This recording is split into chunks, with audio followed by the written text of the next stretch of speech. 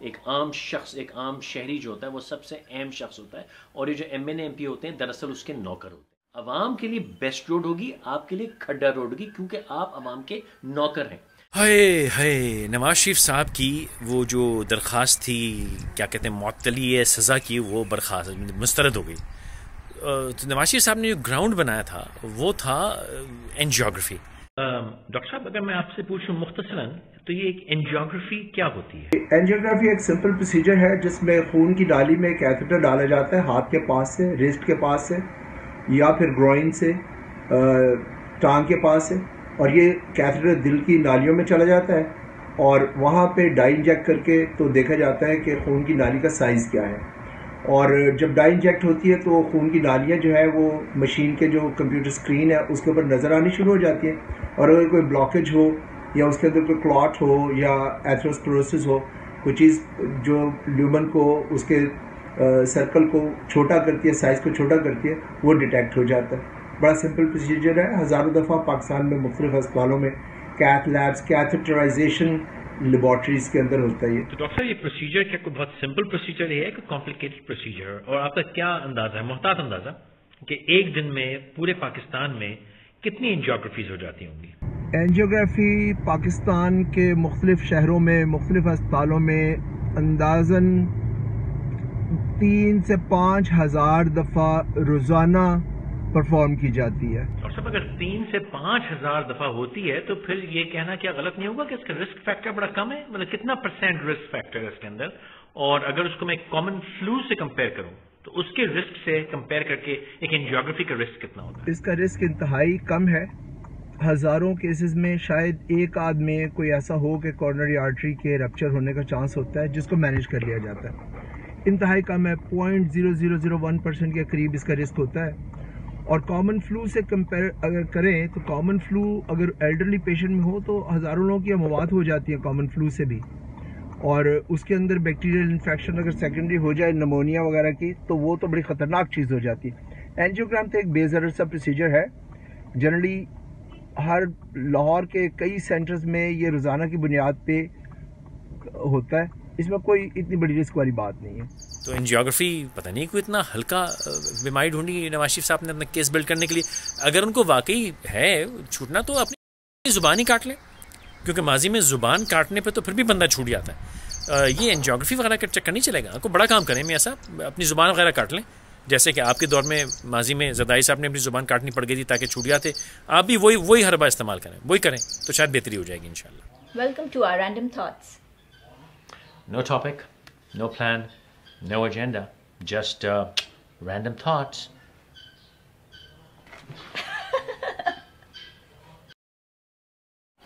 نواز شریف کی سزا معطلی کی اپیل جو ہے وہ مسترد ہو گئی.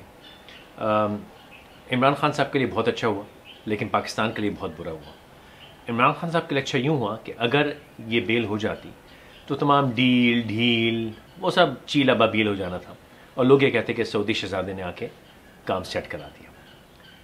تو اس لیے وقتی طور پہ یقیناً عمران خان صاحب کو کچھ ریلیف مل گیا کہ یہ بیل یا جو سزا معطلی کی اپیل تھی نواز شریف صاحب کی وہ مسترد ہوئی، اور وہ ابھی بھی ہسپتال یا جیل میں رہیں گے. پاکستان کے لیے برا یوں ہوا کہ نواز شریف کے جیل میں ہونے سے پاکستان کو کوئی فائدہ نہیں ہو رہا، بلکہ بوجھ ہے الٹا. پاکستان کی حکومت پہ بوجھ ہے، پاکستان کی عوام پہ بوجھ ہے، پاکستان کی قوم پہ بوجھ ہے. ان کا خیال کرنا، ان کا ہسپتال میں پروٹوکول، ڈرامہ، یہ سارا جس ہے، اس سے پاکستان کو قطعاً کوئی فائدہ نہیں ہو رہا. تو میری امید یہی ہے کہ اللہ کرے انشاءاللہ تعالی انشاءاللہ بہت جلد یہ تمام اپنے خاندان کے ساتھ ملک بدر کر دی جائیں گے، اور ہمیشہ ہمیشہ کے لیے پاکستان سے چلے جائیں گے. کم از کم 10-15 سال کا ریلیف تو مل ہی جائے گا.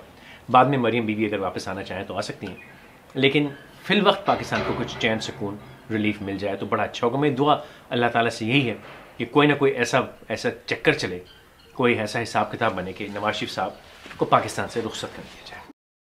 ہمارے پیارے وزیر اعظم نے آج یہ حکم دیا ہے کہ وہ افغان مہاجرین جو کہ رجسٹرڈ ہیں اب وہ بینکوں میں اکاؤنٹ کھول سکیں گے تاکہ وہ پاکستان کی معیشت کا حصہ. شاید ہمارے پیارے وزیر اعظم کو یہ نہیں پتا کہ پاکستان میں جو پاکستانی ہیں اگر ان کے پاس سورس آف انکم نہ ہو تو وہ بھی بینک اکاؤنٹ نہیں کھول سکتے.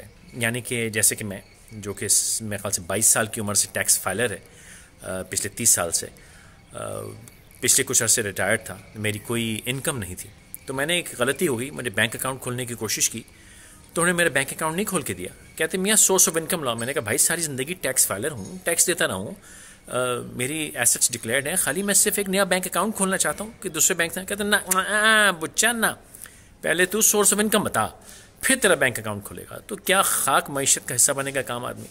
تو اور ساتھ ہی میرے پچھلے ولاگ میں کنول مسرور صاحب نے یہ بتایا تھا کہ جو فری لانسرز ہیں پاکستان کے وہ بھی بینک اکاؤنٹ نہیں کھول سکتے کیونکہ ان کے پاس سورس آف انکم نہیں ہے. تو تقریباً $700-800 ملین لیگلی پاکستان نہیں آ سکتا اور حوالے کے چکر میں گھومتا رہتا ہے کیونکہ سورس آف انکم ڈکلیئر نہیں کر سکتے. دیکھیں پاکستان میں جو فری لانسر ہے اس کا کوئی والی وارث نہیں ہے, and we are the 4th largest country in the world. جی, اور یہ بھی ہمیں باہر کے کسی نے بتایا تھا, ہمارے پاس نمبرز نہیں ہیں. فری لانسرز میں ہم 4th لارجسٹ ہیں دنیا میں. زبردست. سب سے پیمنٹ کیسے آتی ہے؟ وہی نا, سب سے بڑا آبسٹیکل ہے کہ ہمارے پاس پیمنٹس نہیں آتی ہیں. ایک فری لانسر پاکستان میں بینک اکاؤنٹ نہیں کھول سکتا کیونکہ اس کو source of income declare. This is the problem. یہ تو میری بھڑکتی رگ ہے, اس پہ تو میں 50 شو کر چکا ہوں کیونکہ اس کے پاس سورس آف انکم نہیں ہو, بینک اکاؤنٹ نہیں. ارے واہ واہ واہ. تو فری لانسر پیسہ کیسے منگاتا ہے؟ وہ ہوم ریمیٹنس کی کیٹیگری میں آتے ہیں پاکستان میں. وہ کسی نہ کسی تگڑم کے تھرو منگا لیتا ہے. $1500 میں سے اس کے پاس $1200 پہنچتے ہیں.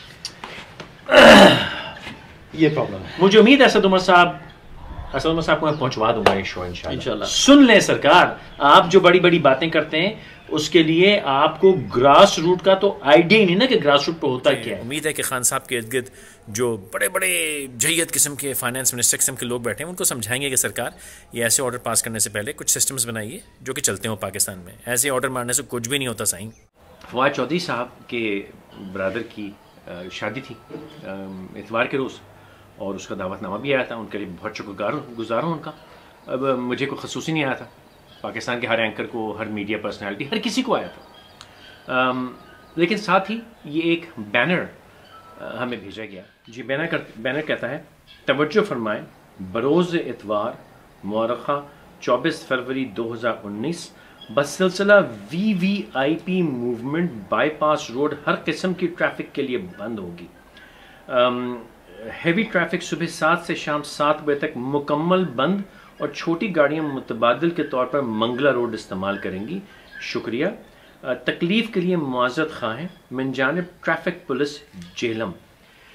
تو بات یہ ہے, نیا پاکستان بھی آ گیا, نئی حکومت بھی آ گئی, لیکن جس قسم کی بد تہذیبی یہ VVIP کے نام پہ پاکستان کے ساتھ اب ہو رہی ہے, میں سمجھتا ہوں پنجاب میں ایک عرصے سے نہیں دیکھی گئی تھی. سندھ میں تو یہ ہوتا ہے, لیکن پنجاب میں ایک عرصے سے یہ حرکتیں نہیں دیکھی گئی تھیں. ابھی پرسوں میں شام کو لاہور کی سڑکوں پر نکلا تو میں نے دیکھا, مطلب 1 گھنٹے کی دورانیے میں نے 3 یا 4 دفعہ دیکھا پروٹوکول کی گاڑیاں وہ ٹائیں ٹوئیں شوئیں شوئیں, اور وہ بدتمیزی, ٹوئن کیبیں اور بندوقیں.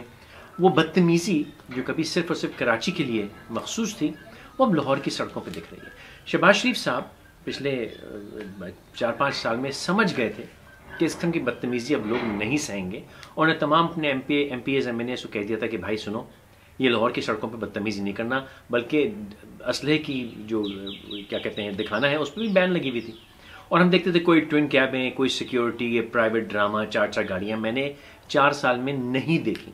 اب آل آف اے سڈن ایک دم سے یہ سارے نکل آئے. اس کی وجہ یہ ہے کہ جو پرانے سیاستدان تھے, چور تھے, ڈاکو تھے, لچے تھے, الفنگے تھے, مجھے نہیں پتا, لیکن شہباز شریف وغیرہ جو ہیں یہ عوام کا موڈ اور ٹیمپرمنٹ سمجھ گئے تھے کہ عوام کو اب یہ باتیں اچھی نہیں لگتی, پسند نہیں آتی, اور سوشل میڈیا کی وجہ سے تنقید بھی بہت ہوتی. یہ جو نئے فاتح آئے نا, یہ سمجھتے ہیں یہ شیر شاہ سوری قسم کے لوگ ہیں, انہوں نے آتے ساتھ پاکستان کے اوپر چھا گئے, اور یہ سمجھتے ہیں کہ پاکستان کی عوام نے ماضی کے لیڈروں کو نکال باہر کیا اور ان کو اپنے سر پہ مسلط کر لیا, تو یہ جو چاہیں یہ تڑی دھمکی ڈھنگا ڈھونگی کریں. لیکن جتنی جلدی اس بات کو سمجھ جائیں کہ مناسب سوچ نہیں ہے, اتنا اچھا ہوگا ہمارے لیے بھی اور ان کے لیے بھی. تو فواد چودھری صاحب کے بھائی کی شادی, میرا خیال ہے اگر نہیں ہے تو ہاتھ جوڑ کے معافی مانگتا ہوں چودھری صاحب سے, آپ بڑے آدمی ہیں, آپ بلا وجہ میرے پہ غصہ نہ نکالیے گا. اندازاً یہ ہے کہ تاریخ وہی ہے, جیلم ہے, آپ کی دعوت نامہ یہ بھی اسکرین پہ میں دکھا رہا ہوں جو آپ کی بشکریہ حاضر سائیں, بشکریہ یہ آپ نے دعوت نامہ بھیجا. لیکن بات یہ ہے کہ لگتا یہی ہے کہ اسی شادی کے لیے VVIP پروٹوکول, VVIP موومنٹ کے لیے سڑک بند کی گئی, اور عام یہ جو کیا کہتے ہیں یہ جو کیڑے مکوڑے انسان ہوتے ہیں نا ہم جیسے, ان کے لیے یہ حکم کیا گیا کہ آپ بائی پاس روڈ سے جائیں، ادھر سے جائیں، ادھر سے جائیں، منگلا روڈ سے جائیں، main road VVIP very very important person کون ہے؟ شاید فواد چودھری صاحب بلکہ پوری حکومت کو اندازہ نہیں ہے کہ جمہوریت ہے، جمہوریت میں سب سے امپورٹنٹ پرسن جو ہے ایک عام آدمی ہوتا ہے، ایک عام شخص، ایک عام شہری جو ہوتا ہے وہ سب سے اہم شخص ہوتا ہے. اور یہ جو MNA MP ہوتے ہیں دراصل اس کے نوکر ہوتے ہیں، جن کو وقتی طور پہ نوکری دی گئی ہوتی ہے کہ وہ جا کے عوام کا کام کریں، عوام کے لیے ان کی جو مسائل ہیں وہ حل کریں. ایک نوکری ہوتی ہے کہ بھائی جاؤ میری کمپنی سنبھالو. یہ جو کمپنی ہے، یہ جو پاکستان ہے، یہ عوام کا ہے. بورڈ آف ڈائریکٹرز جو اس کے شیئر ہولڈرز ہیں یہ عوام ہیں. آپ کو صرف وقتی طور پہ ڈائریکٹر لگایا گیا ہے، کسی کو چیف ایگزیکٹو لگایا گیا ہے، کسی کو سیکرٹری لگایا گیا ہے، کسی کو چیئرمین لگایا، لیکن یہ جو شیئر ہولڈرز ہیں یہ ہم عوام ہیں. اگر آپ کی کوئی شادی یا کوئی تقریب یا آپ کی کوئی موومنٹ ہے تو آپ کھڈا ٹوٹی ہوئی کچرا روڈ سے جائیں گے جو آپ نے بنانے کی زحمت نہیں کی. عوام کے لیے بیسٹ روڈ ہوگی، آپ کے لیے کھڈا روڈ ہوگی، کیونکہ آپ عوام کے نوکر ہیں. آپ کے لیے اسپیشل روڈ نہیں ہوگی. یہ ایئرپورٹ کے اوپر جو پارلیمنٹیرینز کا الگ کاؤنٹر ہوتا ہے چیکنگ کا، یہ نہیں. پارلیمنٹیرین کھڈا لائن میں لگے گا، عوام اچھی لائن میں لگے گی. یہ بات آپ کو جتنی جلدی سمجھ آ جائے اتنا اچھا ہے سرکار میری. یہ آپ سمجھ رہے ہیں کہ آپ کو بادشاہ چن لیا اس قوم نے، اپنے بادشاہ نہیں چنا ہے. یقیناً ماضی کے نالائقوں کو نکالا ہے، لیکن آپ یہ اس بات پہ گمان اس گمان میں نہ رہیں، اس گھمنڈ میں نہ رہیں کہ آپ کو کوئی بادشاہ چن لیا آپ جو چاہیں کریں گے. نہ، یہ قوم اگر اتنے پرانے اپنے اوپر مسلط حاکموں کو اکھاڑ کے پھینک سکتی ہے تو آپ کو بھی اکھاڑ کے پھینک سکتی ہے. جلدی سے اپنے آپ کو جمہوری انتظام، جمہوری مزاج میں لے آئیے. یہ سڑکوں کے اوپر جو بد تہذیبی ہو رہی ہے اس کو روکیے، خاص طور پہ پنجاب میں، کیونکہ پنجاب جیسے عمران خان صاحب نے خود ہی کہا کہ یہ اصلی پانی پت کی جنگ ہے آپ کی. تو سمجھیے کہ لاہور کے ساتھ بڑا بہترین ہوا ہے پچھلے 15 سال میں. پرویز الہی صاحب، پھر شہباز شریف صاحب کے بڑا بہترین کام ہوا ہے پنجاب میں. اب یہ بزدار کے نام پہ جو آپ نے ایک چیف منسٹر لگا دیا، ایبسنٹ حکومت ہے، بالکل مدہوشی کا عالم ہے. کچرے کے ڈھیر دکھنے شروع ہو گئے شہر میں، لاہور کے اندر گٹر ابل رہے ہیں. ایسا لگ رہا ہے کہ میں ماضی کے حال کے کراچی میں آ گیا ہوں. کراچی والا حال لاہور کا مت کیجیے. کراچی والے بیچارے مظلوم ہیں، سہ لیتے ہیں. لاہوری نہیں سہیں گے، بلکہ پنجابی بھی نہیں سہیں گے، پنجاب کے رہنے والے بھی نہیں سہیں گے. تو خدا کا واسطہ ہے عقل کیجیے. ہم چاہتے ہیں کہ عمران خان صاحب کی حکومت کامیاب ہو. ان کے منسٹرز، ان کے چیف منسٹر جو ہیں یہ تباہی مچا رہے ہیں. یہ ایک نیا موقع جو پاکستان کو ملا اس کی بربادی کر رہے ہیں. نہ کیجیے.